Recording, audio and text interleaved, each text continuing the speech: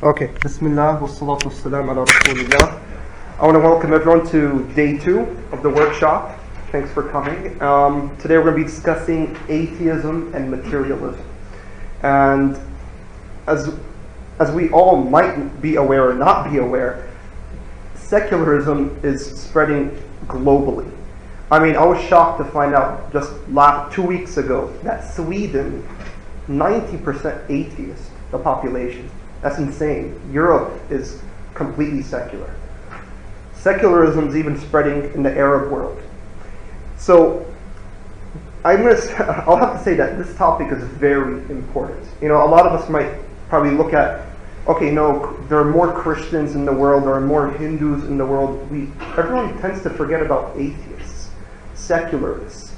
And this topic, today's discussion is not only going to help you in having a dialogue with an atheist, but also having a dialogue with someone who lives his life like an atheist.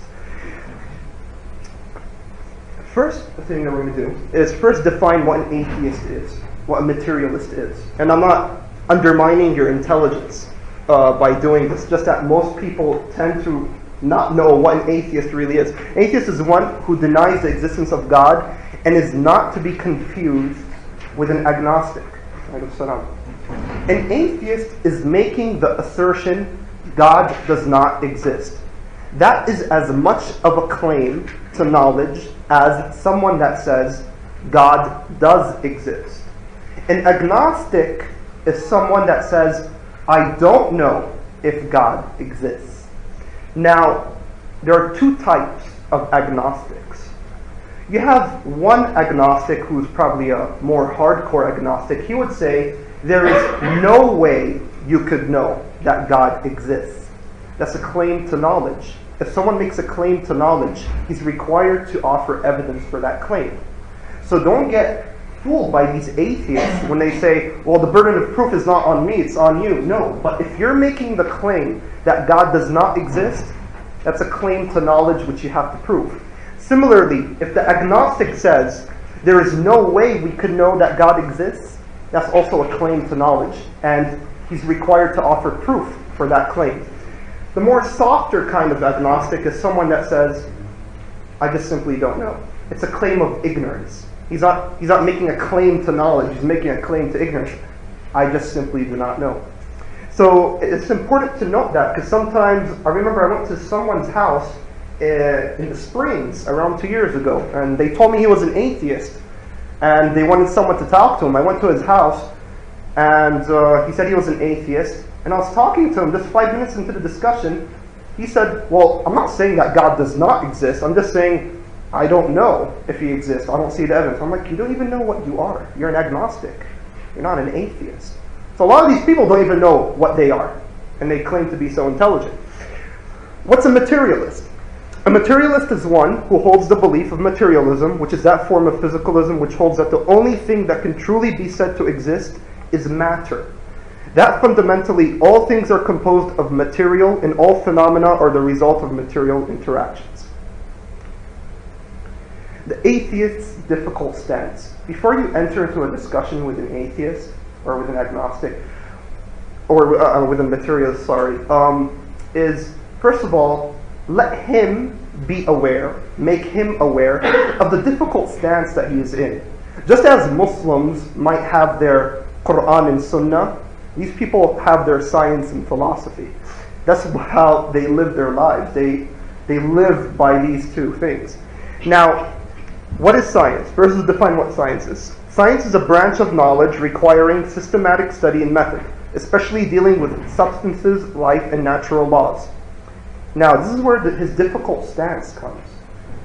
If science cannot go beyond the natural world, then how can it disprove the natural world? The supernatural world, sorry. So you see, how can he disprove the existence of God, whom we claim to be supernatural? Science cannot go beyond what is natural. So how do you know what is outside of the natural world? How can you use science to disprove that God does not exist? You're using the wrong tool. It's like you're trying to use a thermometer to measure distance, which can't be done. So first thing is that you make them understand you can't disprove the existence of God using science.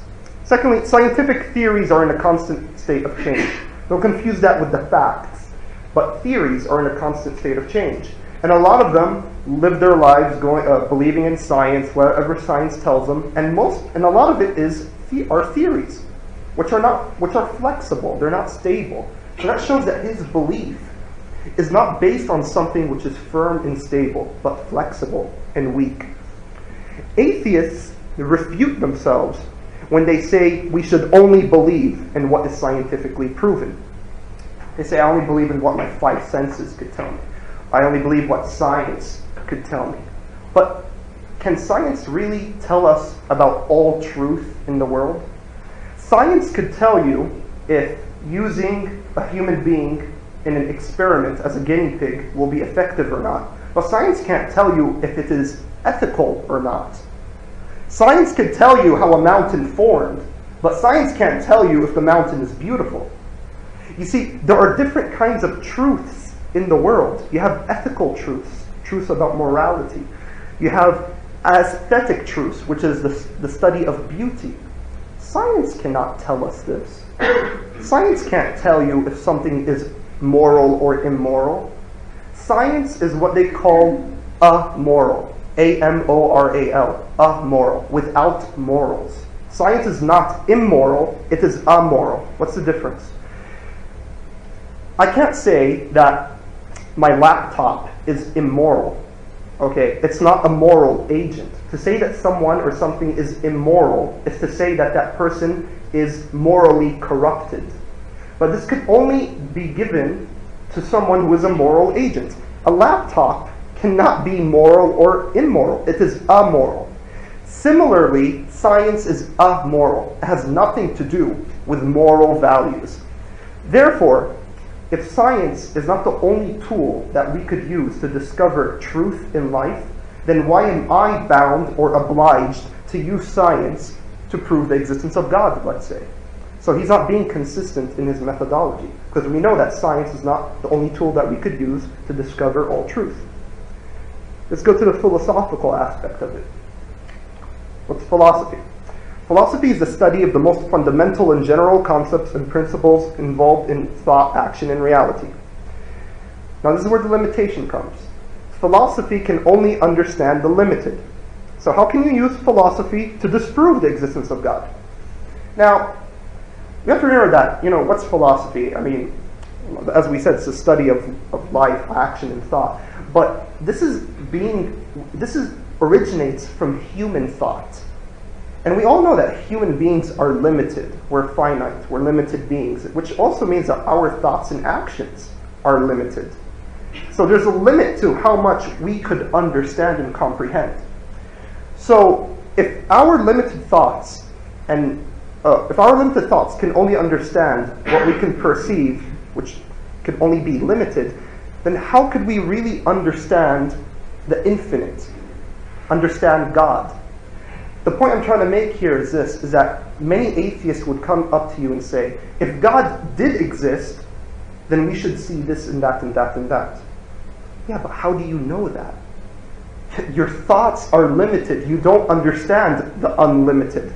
So how do you know that you should expect to see this and that and that and that if the unlimited were to exist? We're going to talk more about the problem of evil, but I want you to put this in your head, that if he says, well, if God did exist, then we shouldn't see evil in the world. Well, says who? I mean, your thoughts are so limited, you don't understand the unlimited. You don't know how the unlimited behaves. So who are you to make a claim like that? So we're going to get more into the problem of evil, but first thing to know is that we said science is limited and philosophy is limited. And you can't use these two things to disprove the existence of God. But these are the only two things that the atheist lives by. So that shows that his position is very difficult. Because as an atheist, he is supposed to disprove the existence of God. But the two things that he lives by, science and philosophy, can't do that for him. So he's in a tough spot from the very beginning. Now, we're going to talk about the arguments for the existence of God. I mean, There are so many arguments for the existence of God. I want to cover 6 of them today. Now, where did I get these arguments from? Well, a lot of them are from Muslim philosophers. A lot of them are from Christian philosophers. I got many of these arguments from Christians themselves. A lot of Christian philosophers have actually taken these arguments from Muslim philosophers, and they just modified it in a way to make it more clearer to the people. But at the end of the day, what I wanted to ensure is to make sure that all of these are Islamic arguments. So even though I might have taken this from a Christian philosopher, I'm going to show you throughout the debate that this is actually an Islamic argument at the end of the day. Now, these arguments could be scientific and philosophical. Just to let you guys know, me personally, I don't believe in the existence of God mainly because of these arguments. I believe in the existence of God mainly because of the evidence for Islam. So it's like hitting 2 birds with 1 stone. The evidence for Islam proves that Islam is true, and obviously the existence of God. However, the reason why I think it would be useful to go further into philosophy a little bit is to show that you could even beat the atheist at his own game, at his own field, which he takes a lot of pride in. So the 6 arguments that we're going to give today is, first, the Kalam cosmological argument, which talks about the origin of the universe. Where did it come from? The argument from free agency, to show that the cause of the universe has to be a cause that has a free will, has to be a personal agent. The argument from information, where did information come from? Even if you could explain where matter came from, that doesn't mean that you could explain where information came from. Fourth, the argument from design. Why is everything so perfect in the universe? If the sun was just a little bit closer to the earth, we'll all burn up. Why is everything so meticulously designed in the universe? Fifth, argument from morality. Where did we get our moral values from? And sixth, the argument from instinct. Why do we behave the way we behave? And I'm going to show you guys how all of this could serve as arguments for the existence of God. I'm going to talk for around 45 minutes to an hour, and then we're going to take a little break for like 15 to 20 minutes, and then we're going to come back and have an interactive session where I'm going to assign questions to you guys, and you'll attempt to answer it. So just to let you know what the plan for the day is. Okay, inshallah. Alright, we're going to start with the Kalam cosmological argument. Just to give you a little quick brief history on what this argument is. First, the argument was originally called the cosmological argument. What that argument said was, everything that exists has a cause. The universe exists, therefore the universe has a cause. But everyone could see the weakness in this argument, because God exists. So that means God also has a cause too, according to your argument. So what the Muslim philosophers have done, and Muslim philosophers in Arabic usually have the title Ahlul Kalam, meaning they practice ilm al-kalam, the study of philosophy, rhetorical science. They've taken the argument and they modified it. So now this kind of argument is what we call argument from inference, where you will have assumptions or premises, and you will infer a conclusion from these assumptions. And your conclusion would be true if you've proven your assumptions to be true. Assumptions? فرضيات. Okay. Not فرضيات. Alright? Okay. So when I say premise, I mean assumption. Okay? Premise 1, whatever begins to exist has a cause. Premise 2, the universe began to exist. Conclusion, the universe has a cause. In order for you to reach your conclusion successfully, you have to prove the first 2 points. So that's the main thing that we'll have to do here. Whatever begins to exist has a cause. Premise 2, the universe began to exist. Conclusion will come by itself. So now, whatever begins to exist has a cause. Now, let's ignore the first definition. Let me just go to the second definition. The material cause is a philosophical concept proposed by Aristotle, which describes the material out of which something is composed. For example, a set of falling dominoes. I think all of us know what cause and effect is. Now, just to give an example regarding the dominoes. For example, you have a set of falling dominoes. Okay? Now, what made the third domino fall? The second domino that hit it. What made the second domino fall? The first one that hit it. What made the first domino fall? Well, obviously it can't be a domino, all right? Because then it won't be the first domino. So all of us could probably imagine someone's finger just ticking the first domino. So the cause of the fall of the dominoes was something that was not a domino. Similarly, what is the cause of the universe? What made the natural world come into existence? Well, it can't be something which is natural. Whatever made the natural world come into existence, to come into effect, cannot in and of itself be natural, because the cause and effect cannot be of the same nature. So whatever made the natural world, this universe, come into existence, must be something which is supernatural. It can't follow any other way. Now, I think all of us know that this is common sense, that something cannot come from nothing. Being cannot come from non-being. But obviously, the atheists are going to get desperate and try to respond back to you. Now, what they're going to say is this. Yes, we agree that something cannot come from nothing. But this only applies to the universe, to what is inside the universe. We know that inside the universe, for example, as I'm speaking, a tiger is not going to pop out and eat me up right now, right? We know that. This is the law of nature. But they say, the atheists, yeah, but that doesn't necessarily mean that it applies to the universe itself, only to things inside the universe. The way to respond back to this is to say, when we say whatever begins to exist has a cause, we're not talking about a physical law which only applies inside the universe, like the law of gravitation, for example. We're talking about a metaphysical law. The study of metaphysics is a branch in philosophy which studies reality beyond science. So to say that something comes from nothing is logically absurd no matter what. That will apply to anything. And to say that the universe popped into existence out of nothing is in and of itself a miracle. But atheists don't believe in miracles. So how can they utter such a statement like that? So I think that most atheists that you're going to talk to are not going to dispute with you regarding this issue. Because I think if you're going to have a discussion with him on that, he's the one that's not going to look very intelligent saying, yeah, something could come out of nothing. And also you should think about it. What is more ridiculous to imagine? Let's say, for example, I come and tell you, you see the oxygen and the carbon dioxide in the air, they mixed together and a horse came out. No one's going to believe that. But someone else says there was absolutely nothing, no oxygen, no carbon dioxide, nothing, and then a horse came out. Which is more or less ridiculous. The one about the carbon dioxide and oxygen. Because at least you could say it came from something.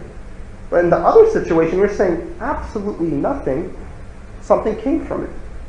So the atheist argument here would be very weak, and most of them are not going to argue back on this point. And just to show that, Allah subhanahu wa ta'ala, He's trying to talk to the people. It's like, were they created by nothing? Or were they themselves the creators? Did they create themselves? How can something bring itself into existence? Or did they create the heavens and the earth? Nay, but they are not sure.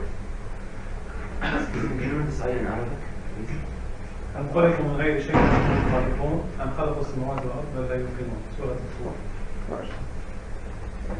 Okay. Now what they're going to dispute with you is whether the universe did begin to exist. Now you're going to see through a lot of the slides, a lot of words, a lot of statements. I'm not going to read all of these out today. Because we're going to give you these PowerPoints later, you're going to benefit from all the quotations and the references. So I'm just going to say the essential parts today. Now, the universe began to exist, and let me just quote a few things. Fred Hoyle, he's an astrophysicist. He says, as you go back in time, You reach a point at which the universe was shrunk down to nothing at all. And Stephen Hawking, he's one of the most famous cosmologists who studied the origin of the universe. But then he said, almost everyone now believes that the universe and time itself had a beginning at the Big Bang. The most widely accepted theory of the origin of the universe today is the Big Bang theory. And the Big Bang theory basically states that the universe was created around 15 billion years ago. And that today, and we can see that the universe is expanding. And what that seems to indicate is that if it was expanding, then there must have been a point where it began to expand from. And they would say that the very point where it began to expand is called the point of the singularity. And before that point, there was absolute nothing. There was no matter, there was no energy, there was no space, and there was no time itself. The most widely accepted theory today is the Big Bang theory. Now, a lot of people in the past 60 years tried to come up with theories to refute the Big Bang theory. Because the Big Bang theory has a very strong implication. What is that implication? That the universe is not eternal. That the universe began at a certain point in time and it is created. So if it is created, then that would imply a creator. So this gave many atheists a very difficult time. And a lot of them tried to come up with theories to refute the Big Bang theory. Many theories came up. I'm not going to go through them because I know it's not science class, but a lot of models that they came up with is a steady state model, which has been refuted, the oscillating model, which has been refuted, and the vacuum fluctuation model. And the interesting thing is that as these models were disproven, at the same time it showed more evidence that the Big Bang theory is is a stronger theory to believe in. So science today, the best of science today, tells us that the universe is not eternal, that the universe is created and began at a certain point in time. So if the atheist really holds science in high regards, then that should mean something to him. Now, let's move on to the second argument. Is it just enough to say, okay, fine, so that shows that the universe had a cause? Well, he's going to say, well, how do you know that cause is God? That's where you have to delve in a little bit further. Now, the second argument that I'm going to put forth is that whatever caused the universe, it must have been a personal being that had free will, and not some mechanically, not some mechanical object which is mindless. So, how's the argument going to be? Premise one: the universe was brought into being either by a personal agent with free will, or an impersonal agent with no free will. Premise two, which is what we're going to argue, the universe could not have been brought into being by an impersonal agent with no free will. In conclusion, the universe was brought into being by a personal agent with free will. This doesn't take science, it just takes a little thought to understand. What do you mean by a free agent? A free agent is the universe is an effect. It came into existence. Something must have caused it to come into effect. Okay? Now, what we want to know is, what is that cause? Was that cause a bunch of subatomic particles just wandering mindlessly and suddenly it just made the universe come into existence? Or was the cause of the universe someone who had free will and decided at some point in time and said, okay, I want the universe to be created? What's the view? Free will, irada. Okay? Someone has that free will and capability to decide that the universe comes into being. Well, it's basically common sense. The universe cannot have an unchanging impersonal cause if the effect popped into being at a certain point in time. In order for the effect to not be eternal just like its cause, the cause must have a free will. So let's say whatever caused the universe was the same all the time, from eternity. Nothing changed. Well, if nothing changed, then what made the universe come into existence at a certain point in time? If nothing changed, then that means the universe should have also existed from eternity. But what this shows, because we've just spoken about that the strongest scientific theory shows that the universe did come into existence at a certain point in time, which shows that the cause of the universe decided at some point for the universe to come into existence. The significance of this argument is that it shows that whatever caused the universe to come into existence is a personal agent. It has a free will. It's not some mindless creature. This is a very strong argument for the existence of God. And maybe to give you an example to better understand the argument is by giving a simple analogy. Suppose the cause of water's freezing is the temperature being below 0 degrees centigrade. Water freezes when the temperature is below 0 degrees Celsius. If the temperature was below 0 degrees Celsius from eternity, then any water that was around should be frozen from eternity. It would be impossible for the temperature to be below 0 from eternity, yet the water just began to freeze only 15 billion years ago, which is the analogy to the universe. How can you have an eternal cause but a temporal effect unless the cause was a free agent? So that shows that the cause of the universe, at some point, something changed. He decided, he made a will that the universe comes at that particular point. If the cause was the same, then why should we believe that the universe came into existence at a certain point in time? Okay,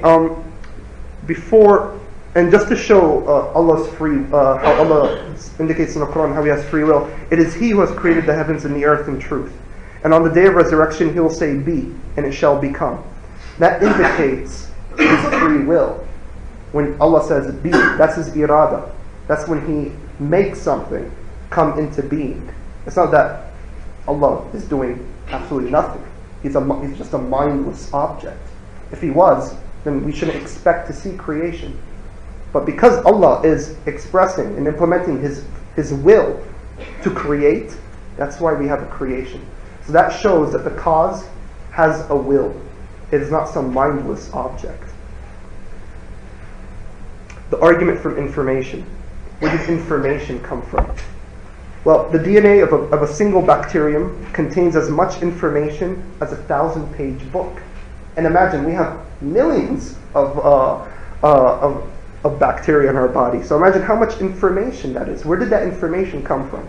Well, an evolutionist, Dr. Douglas R. Hofstadter of Indiana University, he states his despair in the face of this question. How did the genetic code, along with the mechanisms for its translation, originate?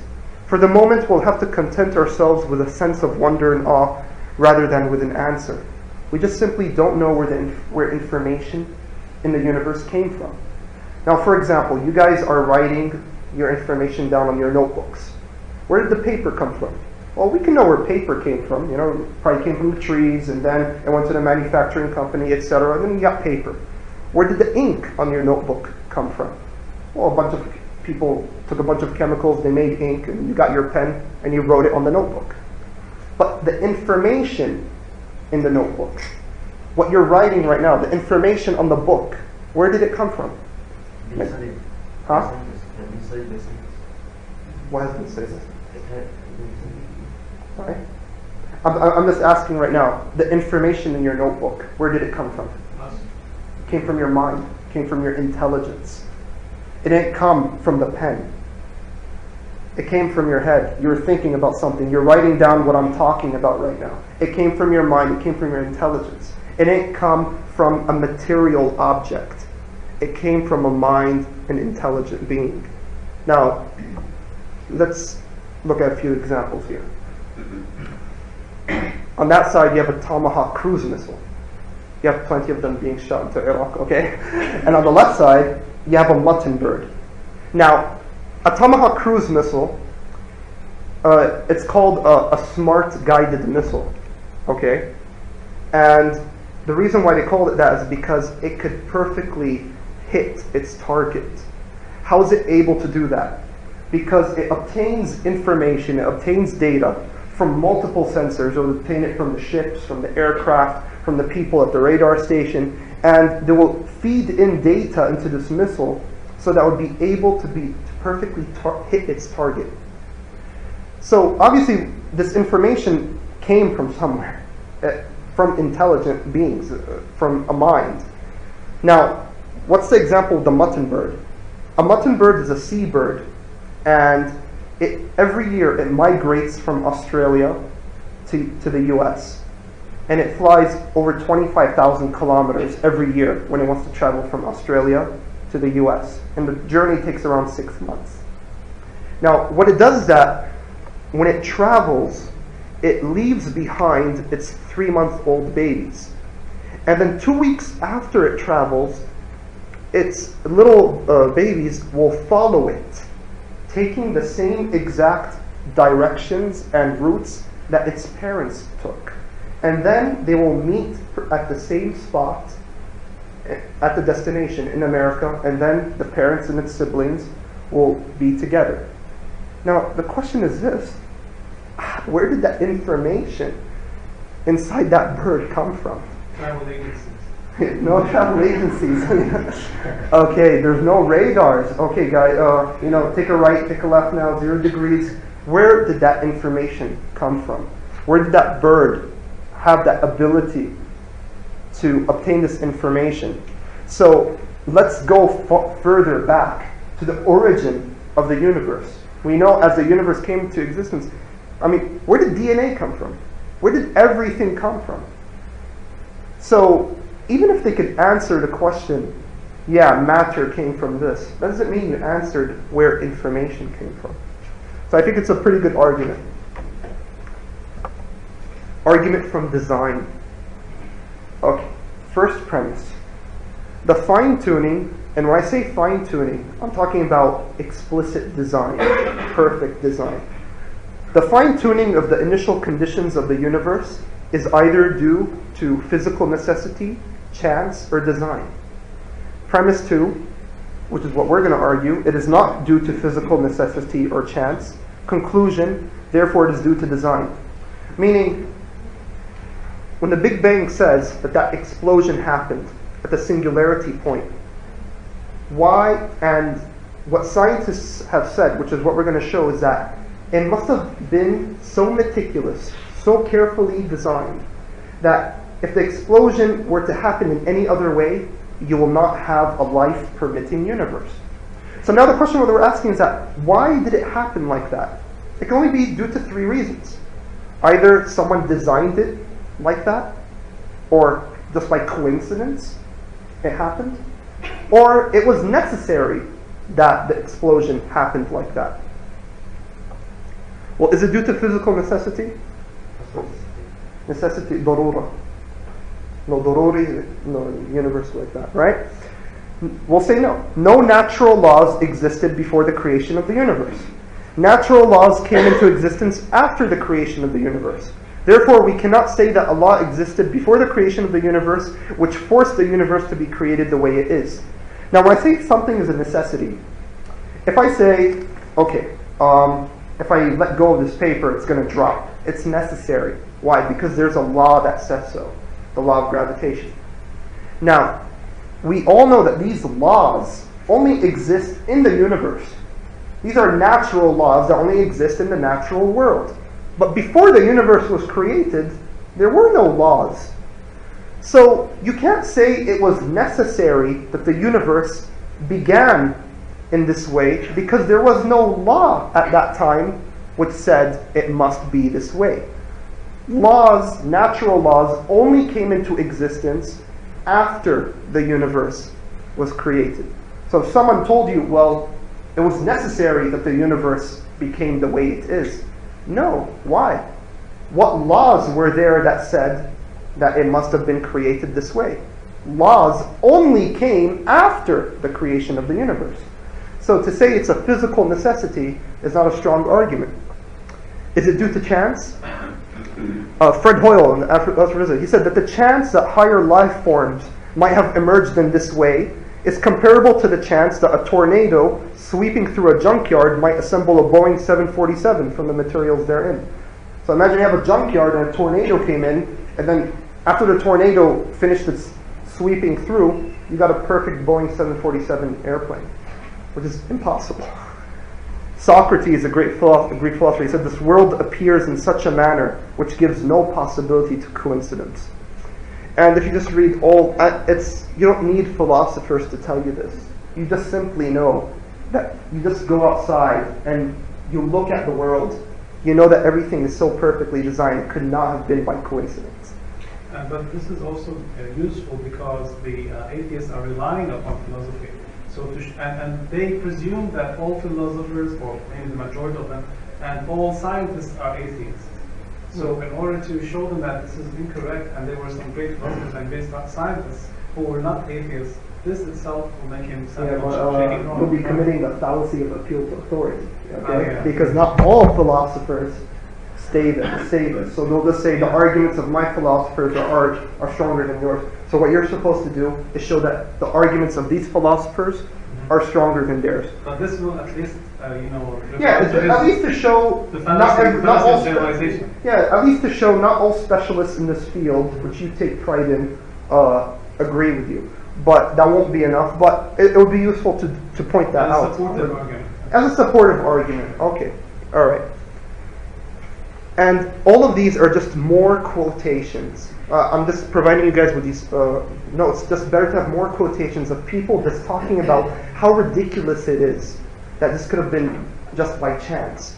So for example, Stephen Hawking, the famous astrophysicist, he said, if the rate of expansion 1 second after the Big Bang had been smaller by even 1 part in 100,000 million, the universe would have recollapsed before it ever reached the present state.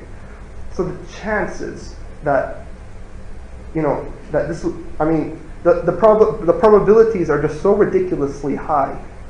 But to say that we are here by chance, by coincidence, is absolutely absurd. And these are just more quotations. Argument, okay, and just to show that this is a Quranic argument, Allah subhanahu wa ta'ala, He says, in the creation of the heavens and the earth, and the alternation of the night and day, and the ships which sail the seas to people's benefit, and the water which Allah sends down from the sky, by which He brings the earth to life when it was dead, and scatters about in it creatures of every kind, and the varying direction of the winds, and the clouds subservient between heaven and earth, these are signs for people who use their intellect. He who has created 7 heavens in full harmony with one another, no incongruity will you see in the creation of the Most Gracious. And turn your vision upon it once more. Can you see any flaw? Yeah, turn your vision upon it again and yet again, and your vision will fall back upon you, dazzled and truly defeated.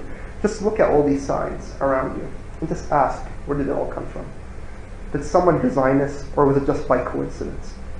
And as the Quran says, your vision will fall back upon you, dazzled and truly defeated. Now, how will they try to refute this argument? How are they going to try to reply back to you and say, no, this universe is not by design? I saw 3 arguments. First one, they'll say, the universe should have been designed better. Okay, you're saying that God designed the universe. Well, how come we get sick? Why do people get sick? If God is such a perfect creator, He should have created me in a way in which I never get sick, or in a way in which I never get old, and remain young and healthy. Second response, maybe there's more than one God or designer. Number 3, evolution accounts for the appearance of design in biological organisms. Now, as for the first argument, the universe should have been designed better. This is a weak argument, because first of all, that doesn't change the idea that the universe is designed. If I say a Ferrari is designed better than a Honda, that doesn't change the fact that the Honda is still designed. Just because you're saying something could have been designed better, that doesn't mean that it is not designed. Secondly, no Muslim, no Christian, no Jew, no one that I know who follows a religion says that God created the universe with no defects. What we say is that God created the universe perfect for its purpose in life. So even if you have a human being that comes out physically deformed, someone who comes out deaf and blind, I'll still say God created him perfectly. But what do I mean by that? I mean perfectly for its purpose in this life. So we don't believe, anyways, that the universe should have been created perfectly. So you see, that takes us back to yesterday. He's attacking straw man. He's attacking something which we don't even believe or claim. We're not saying that the universe is absolutely perfect. We're not saying that God intended to do it, but he failed. We're just saying that God created the universe for a purpose, and this is the way we are. So this is a weak argument. Secondly, maybe there's more than one God or designer.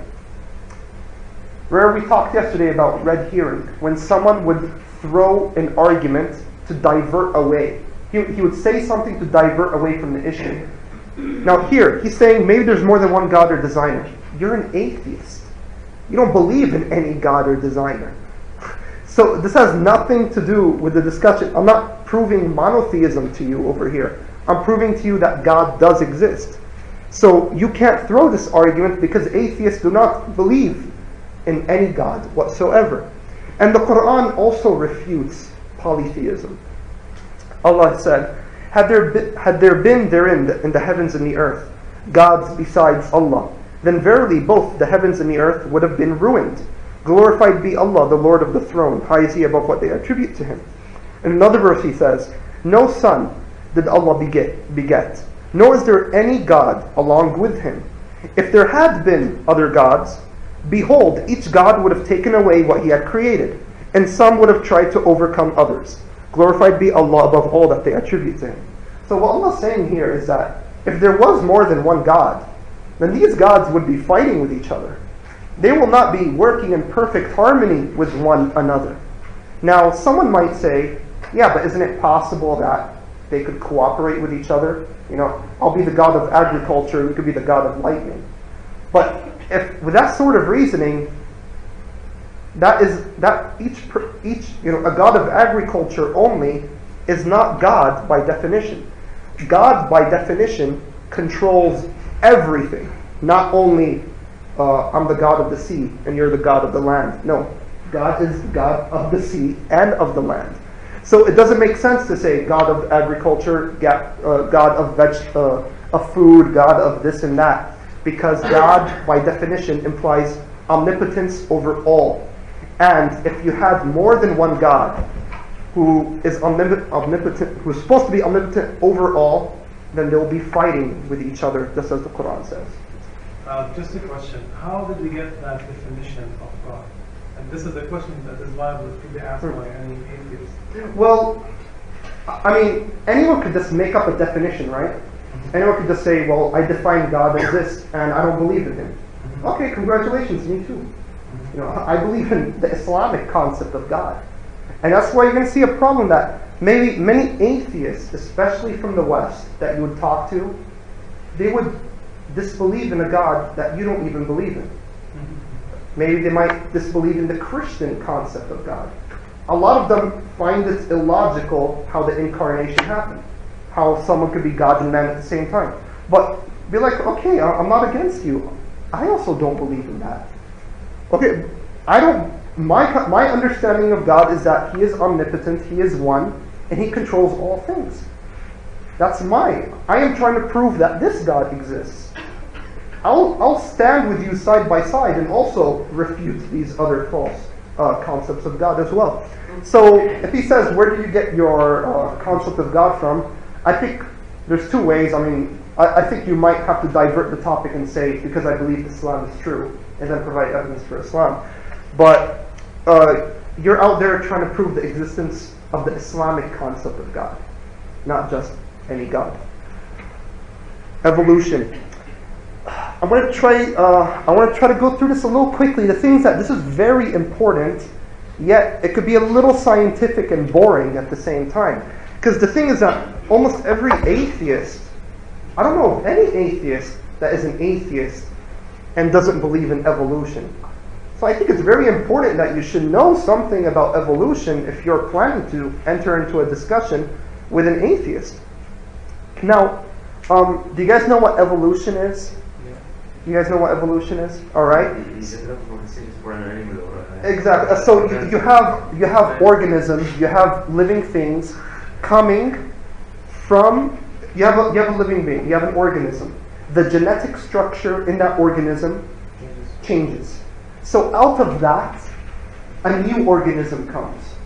Now, there's something called natural selection, which nature will decide and choose which new organisms will live and prosper.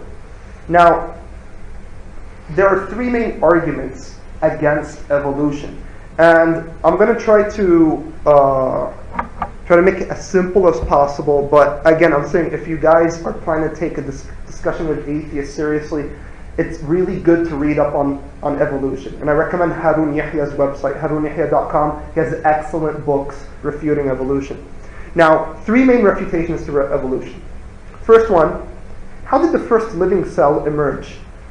Even if he could prove that evolution is true, that will not disprove the existence of God. I have no problem believing that God could have created the world through the process of evolution. But evolution does not answer the origin of life. They might tell you right now how one organism came from another, but evolution cannot answer how it all began. How can one living species turn into another? Is there any evidence in the fossil record that living things underwent such a process? Now, how did the first living cell emerge? Now, if you look at the cell on the right side, I'm not really into biology, but the thing is that if you study the complexity of the cell and you study the boundaries of the cell membrane and how it protects the inside of the cell, and you study the cytoskeleton and how all of them have functions which are so, and if you just understand the complexity of a cell, it's kind of like a very, very small city. And that it is so complex that you cannot just say, yeah, okay, the first cell just came out of nothing and then we can move on from there. It's not that easy. You see, Charles Darwin, who came up with the evolution, and came up with the evolution theory, he said in his book that he cannot explain how it all began, but he was hoping that future discoveries might answer this. But he was wrong. They just simply cannot answer how the first cell came. And even an evolutionist scientist, he acknowledges the most elementary type of cell constitutes a mechanism unimaginably more complex than any machine yet thought up, let alone constructed by man. A cell is more complex than how a car works, how an airplane works, and yet none of us could possibly believe that these just came from nothing. So even if the guy says to you, I believe in evolution, you ask him, well, tell me how it all began. When did evolution start? Who made evolution start? Transformation of one species to another. I'm not going to, let me just summarize what all these quotations are. What all these quotes are saying is that when you're saying that the genetic structure in a living organism changes and another organism comes, it is almost never that it will change into something which is better or positive. Now, let me just give you an example. Now you see this, how many toes does he have? Okay, 9 toes, okay. Now this is a result of a mutation. What's a mutation? The mutation is the change in the genetic structure so that you could get a new organism, a new substance. For the genetic structure to change, the possibility of it changing in a way for something better and positive to come out of it is so high. It's ridiculous to believe that all of these animals and all this creation that we see just came up from that. So when you have a nuclear explosion, now the effects and harm of a nuclear explosion is not only the explosion itself, it's also the radiation that it leaves out. People in Japan today, in Nagasaki or Hiroshima, they're still getting affected by the nuclear bombs dropped by America around 60 years ago. Now, what does the radiation do? It changes the genetic structure in your body. So you might get a third eye popping out somewhere. You might get, I don't know, a hand popping out of your knee. Some weird stuff. But you'll have a nuclear explosion and then, I turn into Superman or something. Or I become 3 times stronger. Spider-Man. Or Spider-Man. That stuff is only in the cartoons. That stuff is not real. So what they're saying is that these mutations, the changes in genetic structure, it will always have something negative, not positive as a result. But what they're saying is that all these genetic structures, I'm the result of a genetic structure from a previous species.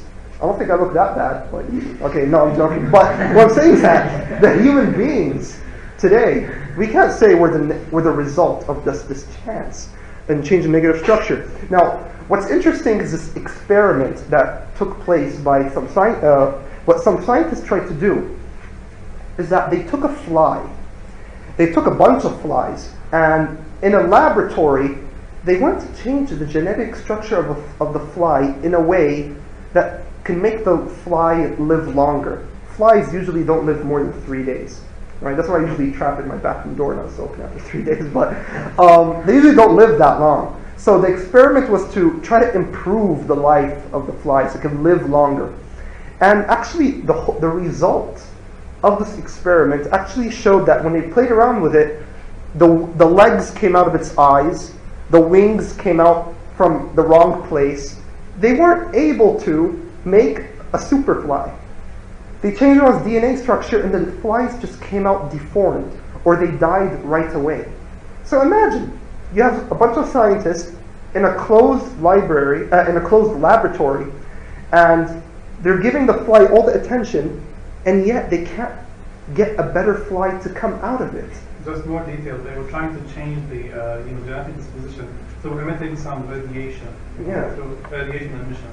So the point is that this won't even work with under the supervision of all these scientists in a laboratory, but we're supposed to expect that it worked on all of us in an open system.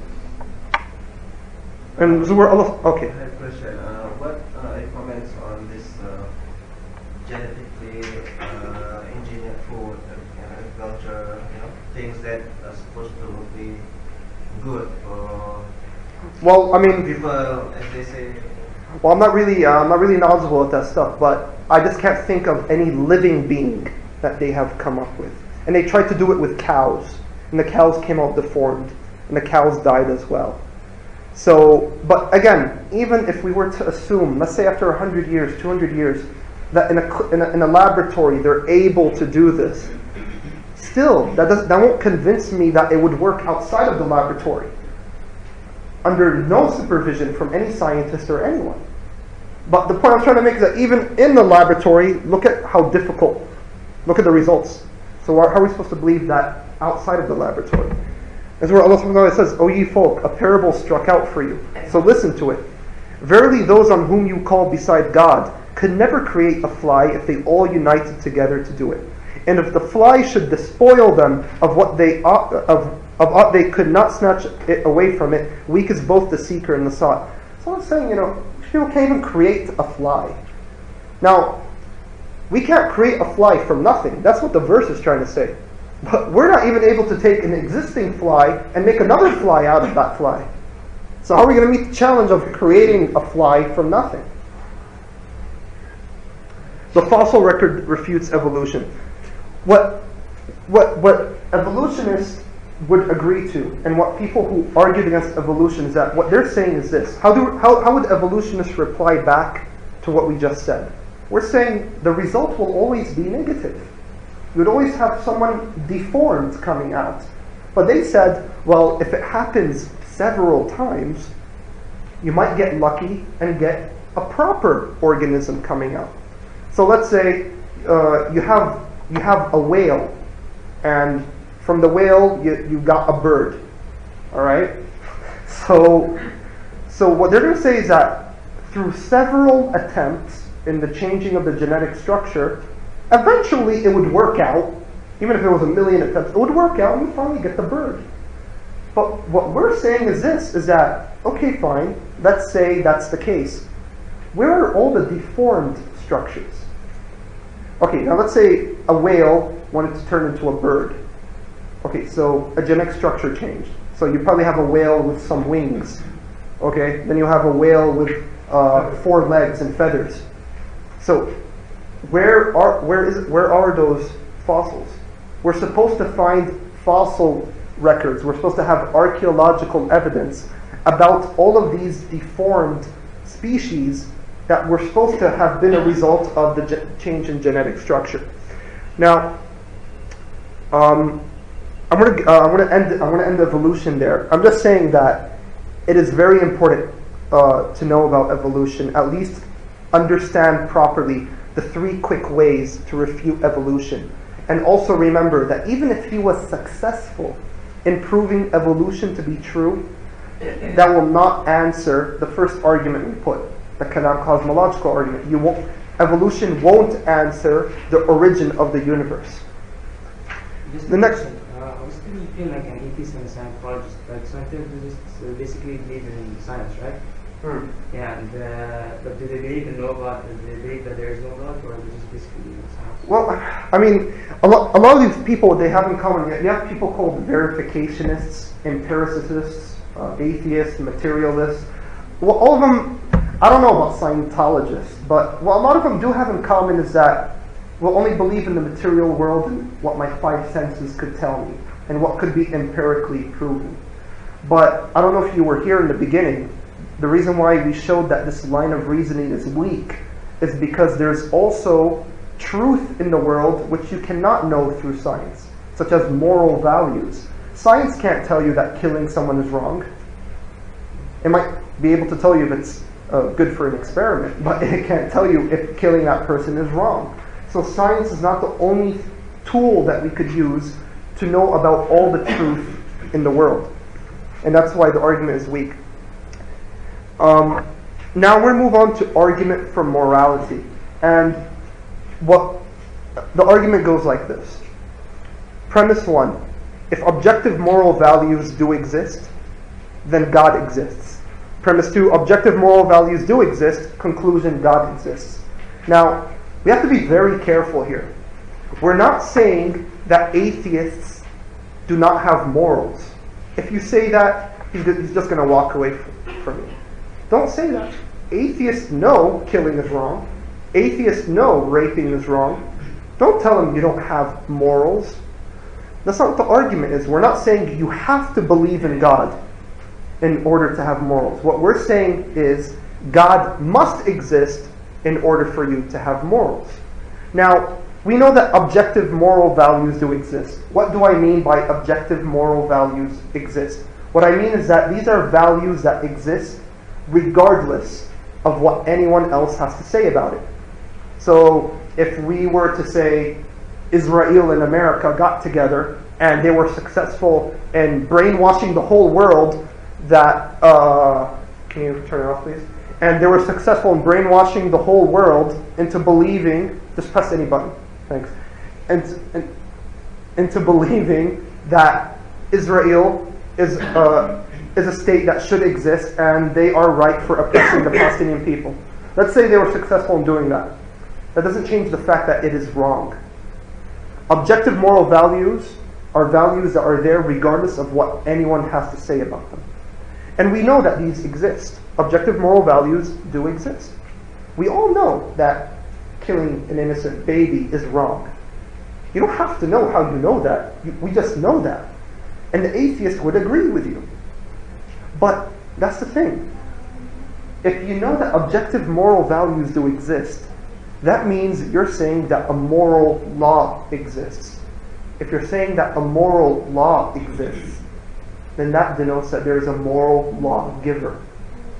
The moral law couldn't have come from nowhere, couldn't have come from nothing. There must have been a moral lawgiver in order for there to be a moral law.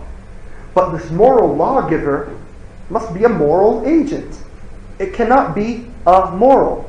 Remember when we talked about moral, something that has no morality? We can't say that moral law came from a table or came from subatomic particles. These are not moral agents. It must have come from someone. The cause must have been a moral agent. And when we read the Quran, we know that it is Allah who is the source of our moral values. Allah said, by the soul in the proportion and order given to it, and inspired it with conscious of what is wrong for it and what is right for it. We know where we get these moral values from now. It comes from Allah. Yes. If you have a question about what I'm saying, ask it. If you want to add something, at the end. Tell me. Can I ask? Yes. My question is, how would you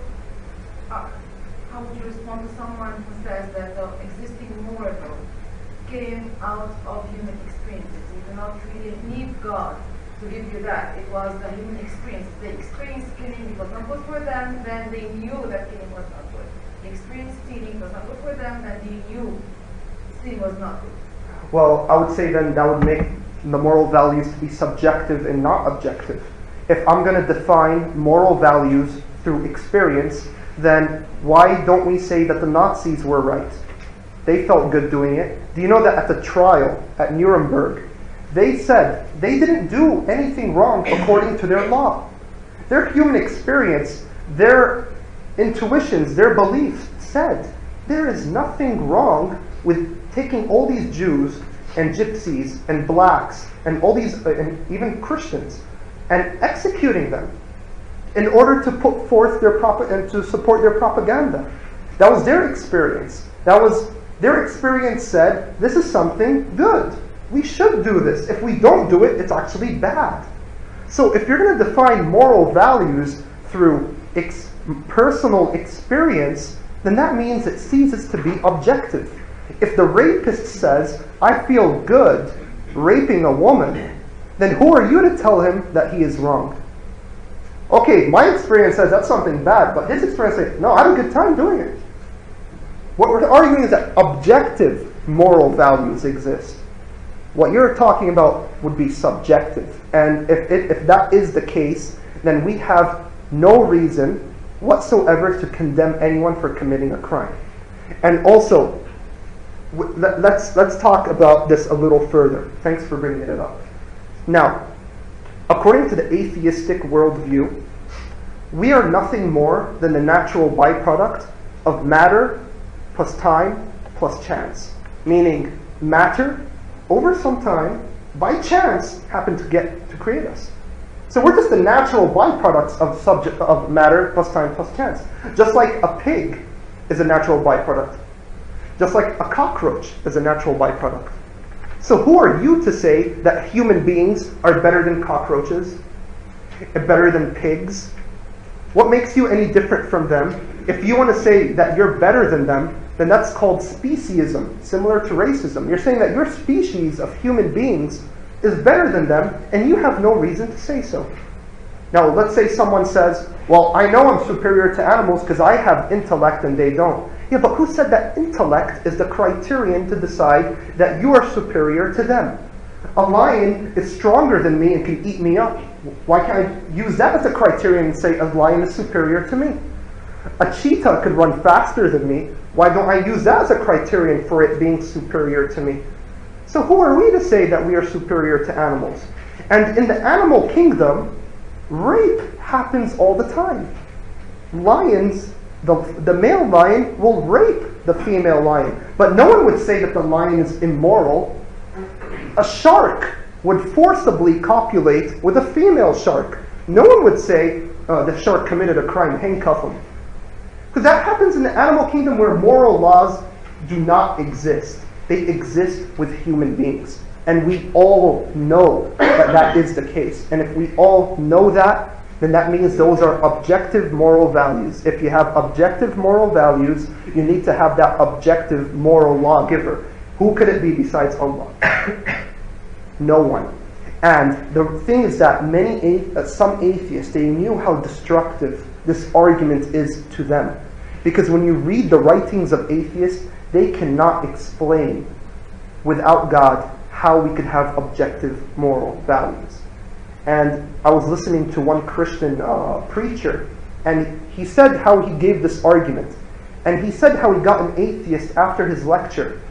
And he asked the atheist, if I were to get a baby and a sword and chop up the baby into little pieces, would you say that this is wrong? And he knew. If he said, yeah, I know this is wrong, then that means he's saying that objective moral values exist. But what he said is, well, I don't like it. I won't like the idea, but I can't say that you did something wrong. You see the results of believing in atheism. If you believe in an atheistic worldview, you're forced to start believing in this. But we all know, even the atheist will tell you, I know that taking a little baby and stabbing it is wrong. But if you believe that, that means you have to believe in that moral lawgiver. This is Allah. Argument from instinct. This is the last argument, then we're going to take a little break. Yes? What does the atheist think about life? I mean, life given by who makes us live like this? Who makes life. us? What about life? I mean, what's my purpose in life? No, the life itself. How did life emerge from gives matter? life to us. This is How did life originate, or what does life what mean makes to us me? live? What makes us live? from inanimate matter to living things. The soul. So, The soul. yeah, so maybe They don't believe in the existence of a soul. They don't believe that you're required to have a soul to live. It's just, my blood circulating, my heart pumping blood into the rest of my body. They'll try to give you some scientific explanation for it. And I think they'll do a good job doing it. I think they'll give a good explanation.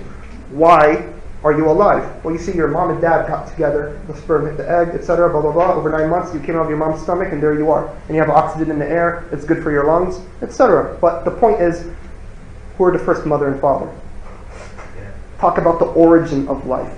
Don't talk about the short-term perspective. If you do, you'll probably be successful in arguing back with you. Because in the short term, I could explain where I came from. I came from my parents. Where did they come from? Their parents. Go further back. Where did it all start? And that's what our first argument was. The origin of the universe. Now, this is the last argument. Then we're going to take a 15 to 20 minute break. The argument from instinct. Why do we behave the way we behave? Now, you see this. You guys know what a termite is, right? A termite is the insect itself, surprisingly, is blind. It can't see.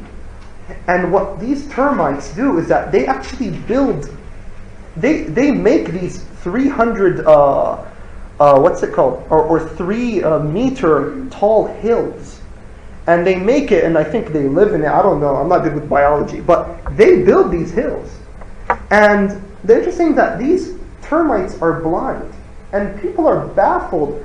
How could termites who are blind, who cannot see, work in such perfect unity together in order to build this hill? So imagine you have 2,000 construction workers. You blindfold them. Okay, guys, build Burj Al Arab, for example. What is it that makes them behave and know that this is what they are supposed to do while they are blind? And another question is a question of self-sacrifice. Why would I sacrifice my life for you? I mean, if we're living in a world where it's survival of the fittest and there's no afterlife, I'm not going to be rewarded for myself. If I sacrifice myself for you, I'm just going to die. There's no afterlife. Why is there self-sacrifice in the world? Now, let me just read these out. The question is, why do living beings help one another? According to Darwin's theory of evolution, every animal is fighting for its own survival and the continuation of its species. Helping other creatures will decrease its own chances of surviving. And therefore, evolution should have eliminated this type of behavior, whereas we observe that animals can indeed behave selflessly. If evolution were true, and everyone's worried about himself, you wouldn't expect to see people, or animals even, sacrificing their lives for others. In recent years, research has revealed findings regarding self-sacrifice even in bacteria. These living things without brains or nervous systems, totally devoid of any capacity for thought, kill themselves to save other bacteria when they're invaded by viruses. This is just more examples. So why do we behave the way we do? Why do animals behave the way they do? Well, Allah said, "Your Lord revealed to the bees, build dwellings in the mountains and the trees, and also in the structures which men erect. Then eat from every kind of fruit and travel the paths of your Lord, which have been made easy for you to follow. From inside them comes a drink of varying colors, containing health for mankind. This is certainly a sign in that for people who reflect, how do the bees know what to do? Who is guiding them? Who taught them? Did they go to some bee school and some teaching them what to do? How did the first bee know what to do? Why do they behave that way? We know the answer from the Quran. Now, what we've done is that we gave 6 arguments. We talked about the origin of life. And we said that the universe is not eternal, that it was created. And it did come into existence by a cause, an eternal cause. But we said that that's not enough. We have to go further than that.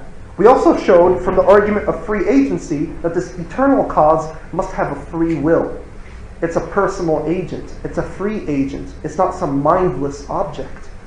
We went further and said that this cause is also an information provider. So it's not enough for the atheist to explain where matter came from.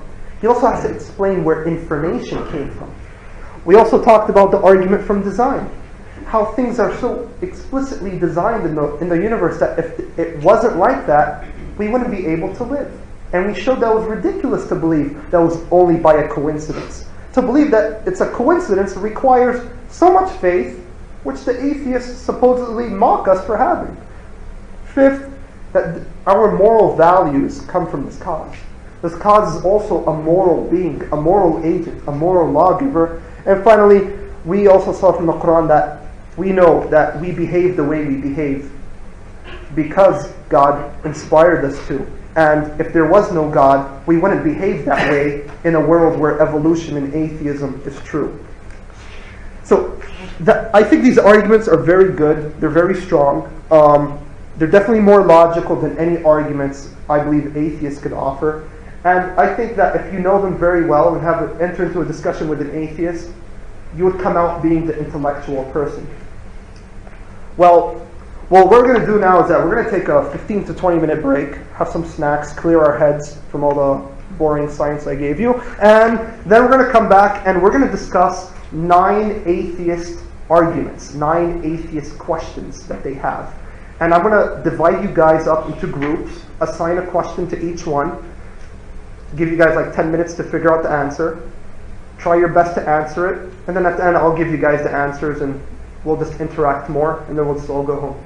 But before that, anyone has any questions about what I just talked about? I know, like, we know that we're born Muslims by instinct from our hadith. Okay. Yeah. Mm-hmm. So, what if, like, an atheist argues that if Allah created us, why did He create us all Muslims? I mean, like by instinct we are. I don't want to answer that now because that's one of the questions. Later, coming soon. Coming soon, all right. In the theater near you. Okay. Any question? Yeah. Just to comment on the arguments from instinct. I mean, if you go back in time, let's say that there is a certain species or certain creature. If the first creature was not equipped by all that it needs in order to survive, it wouldn't have survived. For example, if the first ants or termites or bees were not, let's say, programmed to know how should they survive, how should they gather the food, etc., they wouldn't have survived. It couldn't have come from experience, trial and error, because if it would be like the first one would have died right away. There's no chance for survival. Yeah, so the argument is as simple as that. Exactly. I mean, you can't expect to get a kid, dump them on the streets, and just expect them to learn how to live solely by himself. A baby doesn't know it has to eat. You have to tell it to eat. Just leave someone to learn it completely by itself. It's not possible. Everyone has to be taught. Program. Yeah. Can I add on the theory of evolution? One argument says if theory of evolution is true, and say a human comes from monkey, we still have monkeys around, but where are the monkeys? That's a weak argument, to tell you the truth. If you want to get scientific into it, because first of all, a lot of people misunderstand when they say human beings came from monkeys. That's not what evolutionists say. Evolutionists say that monkeys and human beings came from the same source. But doesn't mean we actually came from monkeys. So a lot of people have stopped using this argument. I wouldn't advise you to use that argument. Any other questions? Okay, yeah, sure. ultimately morals, isn't it? Society, morals kind of change over history. Society creates morals as opposed to individuals. But that's the problem. If a society creates morals, then morals are subjective from society to society. Do you know, there's a philosopher, his name is Peter Haas, and he had a book called Morality After Auschwitz. And he's talking about the Holocaust. And he said, there's no way you could critique or condemn the Nazis because their beliefs are internally consistent. As a society, they developed a new ethic, a new moral code, which said that executing Jews and gypsies is actually morally good. So if moral values are created through society, by societies, and that means it is subjective from society to society. That means there is no objective moral values in the world then. So that's the thing. I mean, how can I condemn the Nazis then? I can't condemn them by saying, well, my society says so. They don't care. Their society said something else. The point that I'm trying to make is that even if the Nazis succeeded in World War II and dominated the world, that will not change the fact that what they're doing is wrong, or what they did is wrong, that their beliefs are wrong. Or it's saying that objective moral values exist, and they are there regardless of what anyone has to say about it. So God forbid, what if we were to have a society that were to decide one day, let's kill all the old people from age 70 and above because they're not productive, they don't work, they're just wasting taxpayer money, let's kill them. The Eskimos do that. You know what I mean? So then if it reaches that state, then how are we going to condemn them? Well, that's multiple societies mean that you're not going to get that situation. If you have just one society preaching this kind of one ideology, then you're not going to get the arguments against that ideology. Yeah, but what if we... Well, I don't think that's ever possible. So I'll think of a new argument when that happens. I don't think that's possible. I don't think that all human beings are... I believe that there are a lot of sinful human beings in the world. And I don't think it would ever be possible that all of us are going to be so morally good. And I think if that world ever came, I don't think I'll have to stand here arguing for the existence of God. Because I would always believe that if someone did not believe in God, I think, and then who is he getting his moral values from? I don't know. I can't imagine that happening. I just can't imagine that happening. I mean, if I think about the Netherlands and how they completely have no problem whatsoever with allowing marijuana to be smoked in public, then how am I going to condemn them if I don't have this objective standard which is transcendent upon all human beings? I, as a Muslim, I don't think I'll find it moral for allowing a woman to walk with a miniskirt. I'm not saying, hey, I'm going to impose my views upon you. I'm just saying that's the way I am. I just think that it is wrong. I don't think the day will ever come where all Muslims will think it's okay. And I don't think the day will ever come where all non-Muslims will agree with us and say, yeah, all women should wear hijab. So I just don't... I'm just kind of saying that worldview, that everyone's going to agree on the same thing, is a kind of utopia which will never happen. So that's why I won't take that seriously, if you know what I mean. I just don't think it will ever happen that all human beings can form the same morals. It just can't happen. That's right. So having an ultimate moral it's kind of impossible because there are so many different societies with different morals. So you might have Indians in America who believe it might be infanticide, it might be going around naked, it might be whatever. And then you have societies in Western society who think that's wrong because of their societal norms. Yeah. Can you just hold the thought? There's a black Renault blocking one of the neighbor's cars, so please can you move it? A black Renault. Yeah, black small Renault, as far as the neighbor is saying. Did anyone park his black car right in front of the neighbor's? No one? Yeah, because he could call the police. I mean, Yeah, for sure. No one has a black car. Okay, let's narrow it down. Who has a black car? Turn off the light. Where is it? I don't know. It's a what?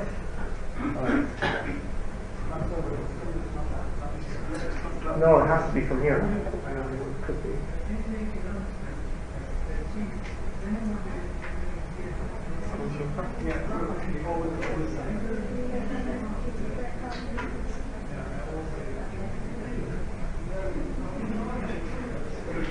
Are you guys absolutely sure no one has a black car? No? Okay. Okay. just a small note. Please do not block the neighbor's cars. You can. There's a parking space just behind The sand area. center. It's a sandy area. So Okay. Is there a no? Yeah. It's a. Do you have a? No. Okay. All right. It's not park. Okay. So. Okay, guys. All right. So what you're saying is that moral values are different from society to society. Is that what you're saying? Yeah. I would agree with that, but how would that be relevant to the argument? I would say that objective moral values do exist, and But because of societies are formed because of a kind of helping each other. Basically, is beneficial for it's a symbiotic relationship between people and helps people survive. Okay, I think you're confusing between moral values and prudential values. Prudential values means it is necessary to do this in order for the result to occur. Meaning, for example, it is necessary to expose the plant to sunlight in order for the plant to grow. Similarly, some people argue it is necessary for human beings to flourish in order for human beings have to be moral to each other, have to be moral in order for human beings to flourish. Now, that doesn't mean I'm under a moral obligation to do that. Now, for example, the Nazis, what their goal and determination was is that their views will flourish, and that they would ensure, in order to ensure that would happen, they went and executed the gypsies and the Jews, etc. So that might be prudential values, and a question is, why would I want all human beings to flourish? I might want my particular race to flourish. So if you don't have that objective moral law, how would you then be able to condemn them? If we're going to say that societies create ethics for themselves, I don't know how I could stand here and condemn the Nazi regime. sorry to interrupt again. It turned out to be a black Golf. A black wolf. Yeah. No one has a black Golf. Okay, so. Okay. No black wolf. Okay. All right. Okay. So, so where does the argument then lie? The argument lies is this: that we know that objective moral values do exist. We know what the Nazis did was wrong, and I'm saying that without a moral lawgiver, you don't have a moral law. You don't have an objective moral law. Therefore, you can't stand here and condemn the Nazi regime. But because we know there's a moral law, we could stand here and do that. And I'm saying that moral law could not have come from societies or whatever, because then it won't be objective, it would be subjective. But we know that there's an objective moral law. And objective moral laws could not have come from from divergent societies, because everyone could just create his own